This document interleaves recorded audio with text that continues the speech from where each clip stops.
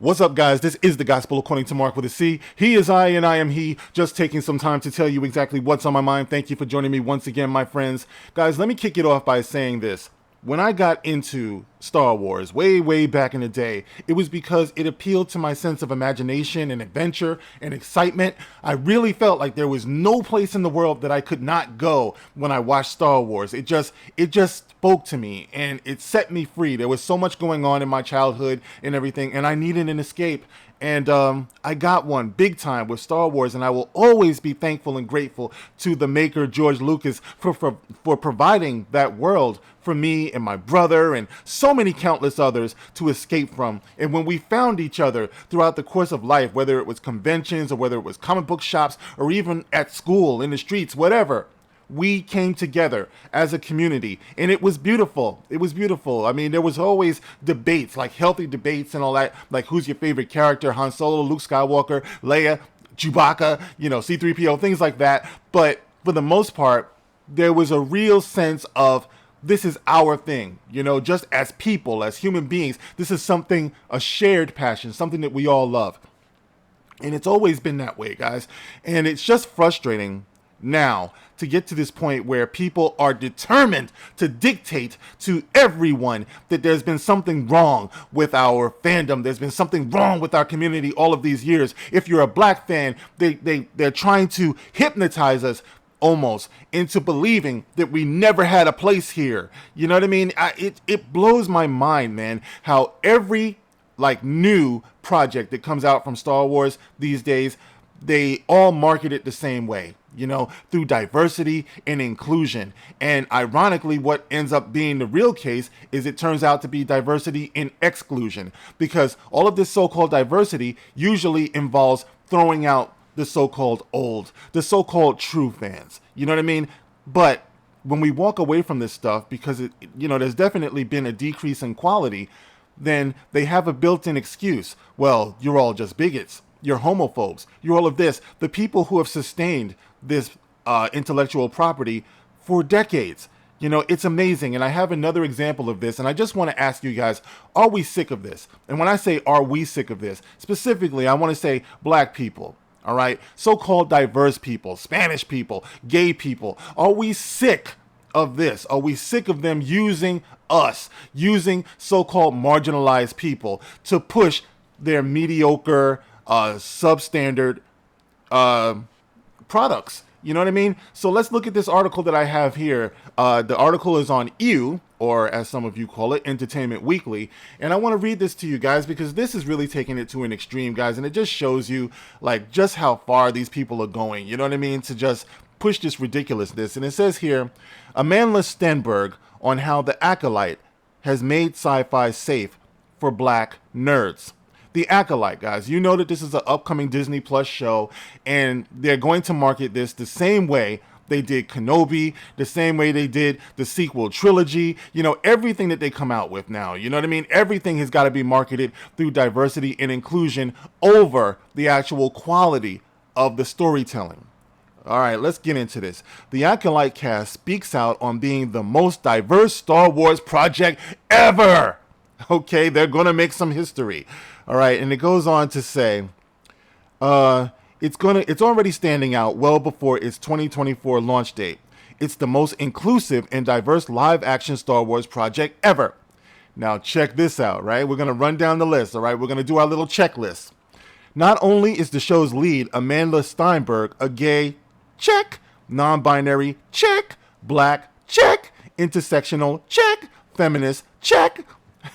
Okay, so the lead, and this is just the lead, she's gay, non-binary, black, intersectional, feminist. Wow. She was just she was created in a lab. This is your super diverse star right here. She's the one that was the prophecies foretold of. Oh my God, bow down.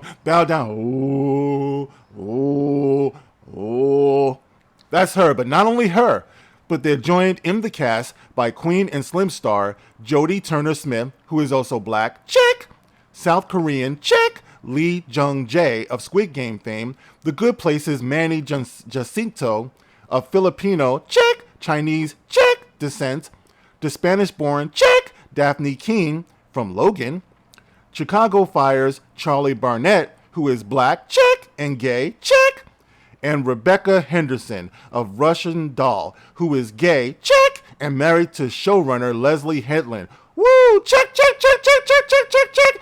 Boy, she hit the nepotism jackpot there, didn't she? Go ahead, Rebecca Henderson, and that's your most diverse cast ever.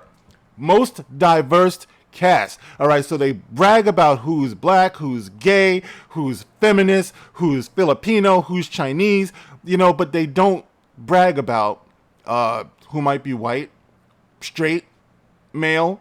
They don't brag about who might be black, straight, male. They don't do this. So this is when your diversity and inclusion becomes diversity and exclusion, because there are certain people they're not interested in promoting anymore. All right, so I hope you guys are seeing this. I don't even see a black person who might be straight. Oh yeah, they got Joni Turner Smith. But in real life, she's in an interracial marriage with the kid from Dawson's Creek. So I imagine that checks a box too. Interracial, check. All right. So anyway, it goes on. Where is it? Let's scroll down here because there's a lot here. Let's see. All right, we'll start here. And this is Amandla Stenberg who is saying this. When it comes to the world of fantasy and sci-fi in general, it hasn't felt like a safe space always for people of color, Stenberg says.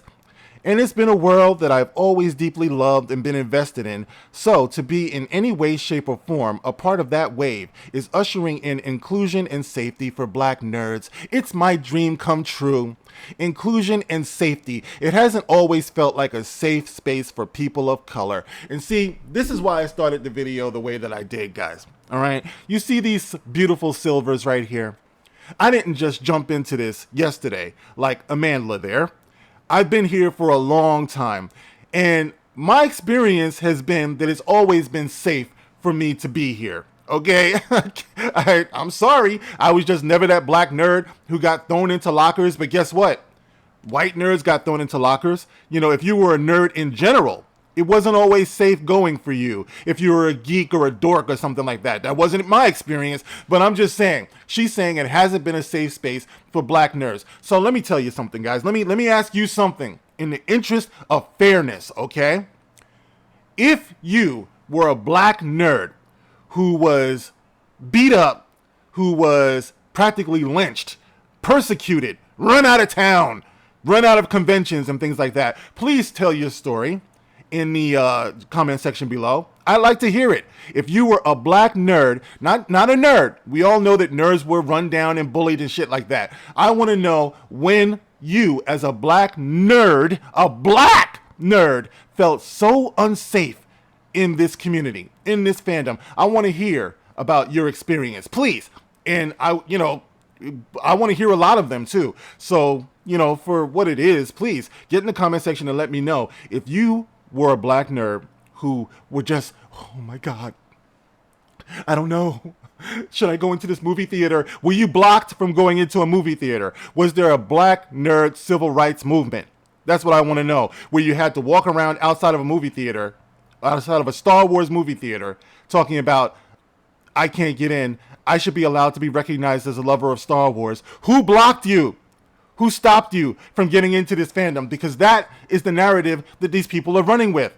And I find it to be insulting as somebody who has been here. Please, if you're going to take anybody's word for it, take my word for it. Because I've been here forever. I've been here for decades. And I've always had a place here. I've always loved this world that I'm in of sci-fi and sci-fantasy and all of that stuff. Comic book collecting. Nobody ever blocked me from that, guys. And I'm here to give you that message because this is what they run with. This is how they market everything that they market. And it wouldn't be that bad if what they were marketing turned out to be classics. If you were giving us classic characters and classic stories. But no, unfortunately, having diversity and inclusion has become synonymous with substandard content. That's what we've been getting ever since Disney bought Star Wars from George Lucas. We've been getting substandard. You have yet to give us anything that is classic, anything that spans across time, anything that goes from generation to generation. If anything, they believe in carving everything up, separating everybody by generation as well. This is not your father's Star Wars, they'll tell you. This is not your grandfather's Star Wars. When it used to be, what George Lucas created was bringing families together. We used to go to the movie theater together, all of us. And we used to enjoy everything. You've seen the footage of people coming out to see Star Wars, Empire Strikes Back, Return of the Jedi. And you've seen the crowd. I've said it a million times and I'll say it again. If you want to see diversity in the sci-fi Star Wars culture, look at the audience that it attracts. Don't be so concerned with what's up on the screen. Look at who is attracted to this, and you'll see the most diverse audience ever. So these people, once again, all they're doing is trying to protect their bullshit by throwing up this diversity and inclusion thing. You want to impress people, give us good stories along with that diversity and inclusion. You have yet to do that. All we're getting is mid shit from you. You know, all we're getting is substandard stuff from you. You know, people are accepting Star Wars on a meh basis. For the first time in history, you hear people saying, well, I just lowered my expectations. I didn't expect much going into this. Motherfucker, this is a Star Wars thing, man. Star Wars is supposed to be the gold standard of entertainment. It's supposed to be the highest bar.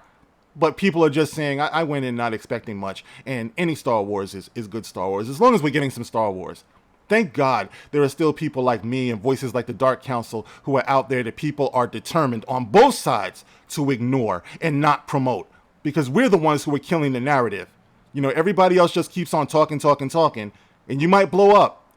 But if you want to really challenge the narrative, you're going to have to look at what they're actually putting out there as diversity and inclusion. It is no such thing, because those of us who are technically those diverse voices are telling you this is not what we want.